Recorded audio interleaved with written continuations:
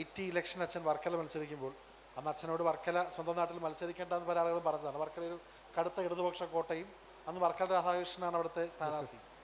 അന്ന് ഇന്ദിരാഗാന്ധി പ്രധാന നഗരങ്ങളിൽ മാത്രം പോയി ഇന്ദിരാഗാന്ധി വർക്കലയിൽ അച്ഛൻ. പക്ഷെ അന്ന് അച്ഛൻ തമാശയ്ക്ക് പറയും, അന്ന് ഇന്ദിരാഗാന്ധിയെ കാണാൻ വർക്കല വന്ന ആൾക്കാരെല്ലാം വോട്ട് ചെയ്താൽ 10,000 വോട്ടിന് ജയിക്കുന്നത്. പക്ഷെ അന്ന് അവിടെ വിജയിച്ചില്ല, ചെറിയ വോട്ടിന് പരാജയപ്പെട്ടു. അച്ഛൻ കരയുന്നത് ഞാൻ കണ്ടിട്ടുള്ളത് 2 തവണയാണ്.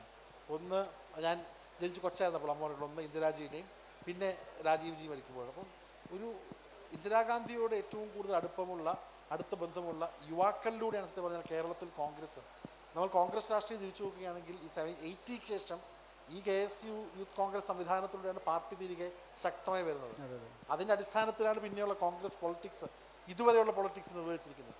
അതിൻ്റെ ഔട്ട്പുട്ടിൽ വന്നിട്ടുള്ള നേതാക്കളാണ് ഇന്നിപ്പോൾ കേരളത്തിലുള്ള കോൺഗ്രസിൻ്റെ പ്രധാനപ്പെട്ട ഇന്ത്യയിലടക്കമുള്ള മലയാള നേതാക്കൾ എല്ലാവരും ഒരു തരത്തിൽ പറഞ്ഞാൽ അച്ഛൻ്റെ പൊളിറ്റിക്സിൻ്റെ കൂടെ നടന്നവരും പ്രോഡക്ട്സും എന്ന് പറയുന്ന ആൾക്കാർ തന്നെയാണ്. അത് വലിയ അഭിമാനമായിട്ട് കാണുന്നൊരു കാര്യമാണ്.